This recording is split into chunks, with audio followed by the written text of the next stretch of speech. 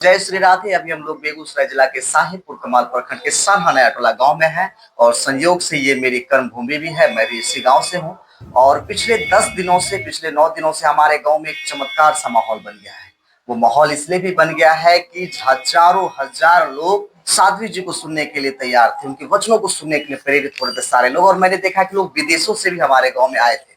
CID की team भी अपनी मुस्तैदी के साथ खड़ी थी। लेकिन आज हम लोग जिस देवी से आपका परिचय कराने जा रहे हैं वो नाम की मोहताज नहीं है। जब आप उनके वचनों को सुनेंगे तो भारतीय संस्कृति की परंपरा का ज्ञान आपको होगा। सबसे पहले दीदी जी, मैं दीदी आपको बोल सकता हूँ, हालांकि देवी हम लोग के लिए हैं। कैसा लगा आपको यहाँ का माहौल? सबसे पहले सभी को सादर जय श्री राम सिया बोल। और बहुत अच्छा रहा यहाँ पर एक्सपीरियंस। और मैंने आज कथा के विश्राम में भी यही कहा कि श्रोता बहुत अच्छी है, क्योंकि सुनने की कला जिसके पास होती है, समझिए ये बहुत बड़ी ठाकुर चीज है। हम भगवान से जुड़े हुए लोग हैं, हम भक्ति पर विश्वास रखते हैं, हम अहिंसा पर भी विश्वास रखते हैं। हम धर्म को पालन करने की अगर बात करते हैं तो स्वयं नहीं चलेंगे तो हम कहेंगे कैसे। तो यहाँ पर जितने भी लोग आए, यहाँ पर सब भगवान के लिए आए, किसी का और कोई निजी स्वार्थ नहीं है। जो आ रहे हैं उनके प्रेम और भक्ति के लिए यहाँ पर आए। अभी हम लोग जब भीड़ में थे, मैं बहुत लोगों को सुनता हूँ, मैं लोगों को जानने की कोशिश करता हूँ, तो कुछ लोग बोल रहे थे कि ये देवी के अवतार है।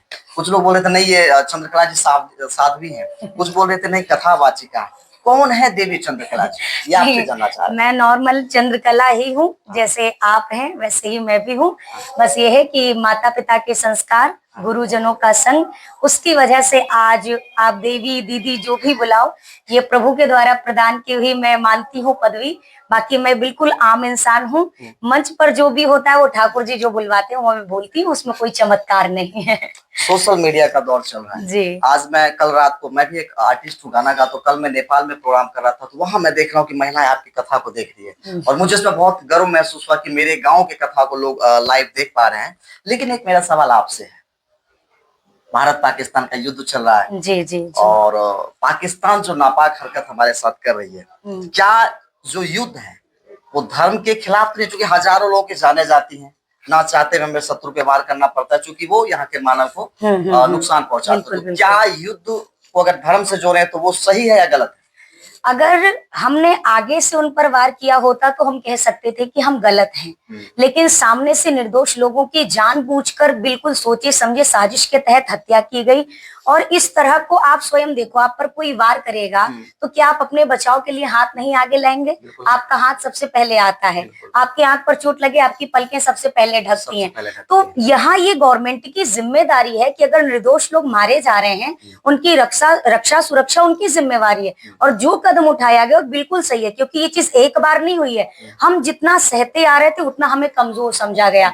पर हमेशा चुप रहने को व्यक्ति की बुजदिली नहीं समझनी चाहिए। हम चुप हैं इसका मतलब ये नहीं कि हम कमजोर हैं, हम सहिष्णु हैं, हम अहिंसा पर विश्वास करते हैं इसलिए चुप थे।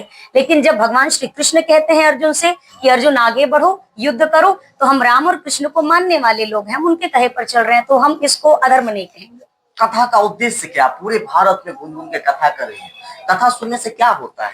कथा सुनने से देखिए सारी चीजें, पहली चीजें, आज व्यक्ति धन में है, बहुत ऐशो आराम में है, बहुत लग्जरियस लाइफ जी रहा है, फिर भी उसके जीवन में शांति नहीं है। तो फर्स्ट ऑफ ऑल कथा आपको शांति, एक दिल का जो सुकून होता है, कथा आपको वो देती है। अगर आध्यात्म की चर्चा करूं तो आप भगवान से जुड़ते हैं, भगवान से जुड़ते हैं तो आपको एक ऐसा आश्रय मिलता है कि संसार में जब आप हर तरफ से बिल्कुल हार जाते हैं तो आपको लगता है एक दरवाजा ऐसा है जो मेरी सुनेगा भी, मेरे लिए कुछ करेगा भी, तो एक विश्वास जगता है। और हमारा हर जगह कथा गाने का उद्देश्य है कि आज कहीं ना कहीं हम जातियों में बट रहे हैं, आज कहीं ना कहीं अनेक चीजों को लेकर हम अपने निजी स्वार्थवश इतने कट गए हैं कि हम ये नहीं समझ पा रहे कि ऐसे बिखरने में हमारी ही हानि है और किसी की कोई हानि नहीं। तो बस एक ये प्रयास है कि हम सभी सनातनी राम कथा सुने, कृष्ण कथा सुने और संगठित हो। अभी हम लोगों को जानकारी मिली थी कि देवी चंद्रकला जी के द्वारा गौ रक्षा के लिए भी कार्यक्रम किया जा रहा है। जी। हालांकि बहुत सारे आलोचक थे जो कि आपके चाहने वाले हैं, तो आलोचक भी हैं। बिल्कुल। वो ये कह रहे थे कि देवी चंद्रकला जी के कथा में 50 लाख का खर्चा होता है, तो ये पैसे की बर्बादी है। तो उनके लिए क्या बोलना चाहिए? नहीं, ऐसा कुछ नहीं है।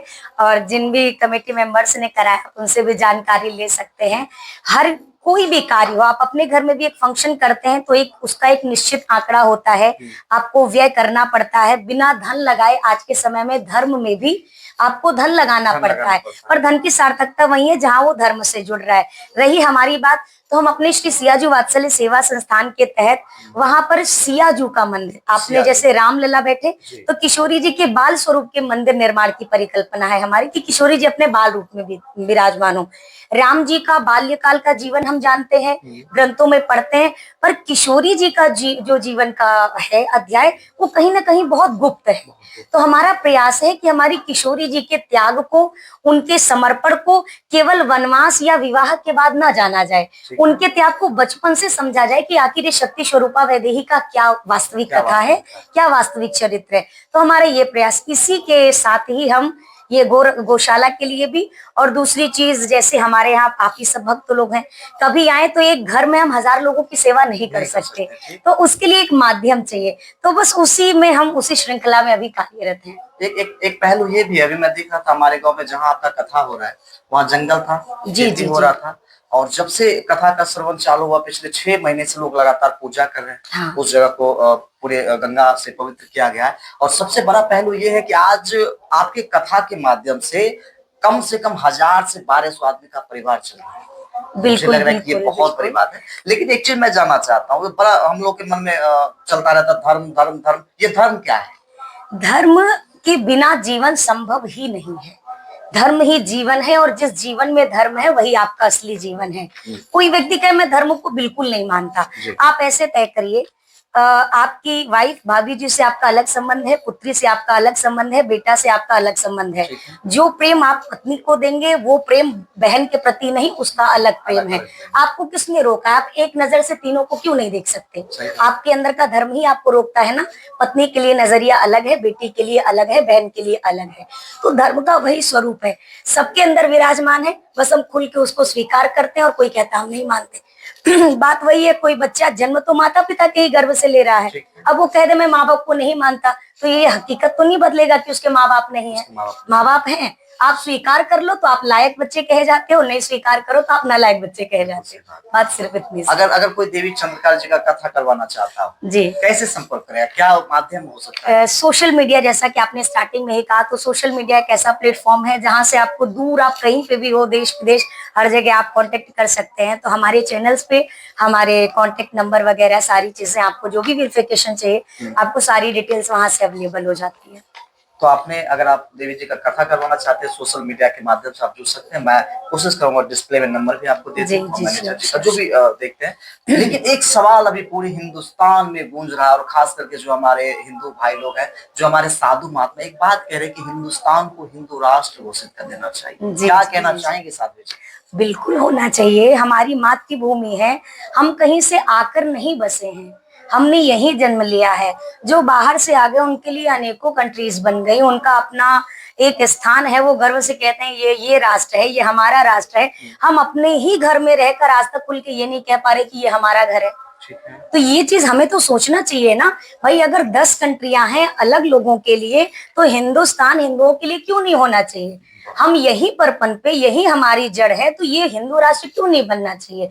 अगर 10 उधर बन सकते हैं तो एक तो हम डिजर्व करते ही है ना। तो हम तो बिल्कुल हिंदू राष्ट्र बननी चाहिए, बिल्कुल बनना चाहिए। आपका कलश यात्रा हो रहा था, आप रथ पे सवार थी, लेकिन एक बहुत अद्भुत नजारा देखने को मिला था कि लोग कहते हैं कि जब हिंदू का कथा चलता है तो मुस्लिम लोग भागने लेते हैं, लेकिन इस कलश यात्रा में मैं खुद से गौर कर रहा था, मुस्लिम भाई लोग शरबत आपको लोगों को पिला रहे हैं, आपके पुष्प वर्षा कर रहे हैं। इस पे आप क्या कहना चाहेंगे? हम उन लोगों का तहे दिल से स्वागत करते हैं। हम केवल राम कथा में अगर तुलसीदास जी को गाते हैं तो हम रहीमदास जी को भी गाते हैं, हम कबीरदास जी को भी गाते हैं। हमारा विरोध किसी जाति विशेष से नहीं है, हमारा विरोध मानसिकता से है। वो मानसिकता, अगर गलत मानसिकता किसी हिंदू के भीतर भी है, तो हम रावण को तो हम कभी रावण जी नहीं कहते, वो तो ब्राह्मण है। अगर आप ये को हम जातिवाद करते हैं तो हम रावण को रावण जी नहीं कहते, पर शबरी जी को हम शबरी जी कहते हैं, शबरी मैया कहते हैं, केवट जी कहते हैं, निषाद जी कहते हैं।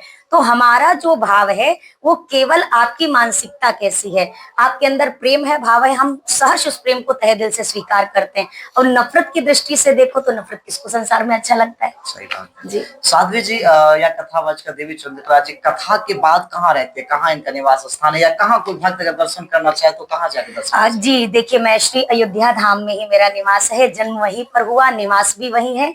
तो जब तक कथा होती है तब तक बाहर के परिक्षेत्र में, बाकी जब अवकाश का समय होता है तो अयोध्या धाम में ही लोग निवास करती जो हमारे दर्शक हैं, जो हमारे श्रोता हैं, या जो हमारे भक्तजन हैं, वो अयोध्या में जाके भी आपके हूँ। दर्शन बिल्कुल को कर बिल्कुल सकते हैं। बिल्कुल बिल्कुल। अ, मैंने सुना आप बहुत अच्छा गाती हैं। हजारों लोगों ने जब न्यूज चल रहा था तो बोला कि कथावाचिका जी जब अपने गाना गाती है तो हजारों हजारे महिलाएं झूम उठती हैं। तो हमारे दर्शकों के लिए कोई एक एक गाना आपकी तरफ से या एक भजन कुछ हो? वैसे तो मैंने नित्य प्रति बहुत सारे भजन गाए हैं, जी पर चलिए अब आप कह रहे हैं तो अब आप ये चूज करिए कि भोजपुरी में गाऊं कि अपनी अवधी भाषा में मैं कि तो हिंदी भोजपुरी में। गायक हूँ। मैं कल भी रात को नेपाल में गायक कर रहा था, तो मेरा मन हुआ था कि देवी जी से एक गाना गाओ। अगर भोजपुरी में हो जाए तो हाँ, हमारे चलिए। ऑडियंस जो है। देखिए, हमें लगता है कि आप जितने भी इस क्षेत्र के लोग हैं, हम आपको मैथिलवासी ही समझते वाह हैं, वाह है ना। तो हमें लगता है आप मिथिला से जुड़े हैं, तो हम मैथिली आपके लिए मैं गाती हूँ। जी। हमारे पहुना हो, हमारे पहुना हो, हमारे पहुना सारे जग से निराला, हमारे पहुना सारे जग से निराला। धन मिथिला धन सिया बड़ भागिन, धन मिथिला धन सिया बड़ भागिन, धन मिथिला धन सिया बड़ भागिन। हमारे पहुना धन जनक सुनैना, हमारे पहुना सारे जग से निराला।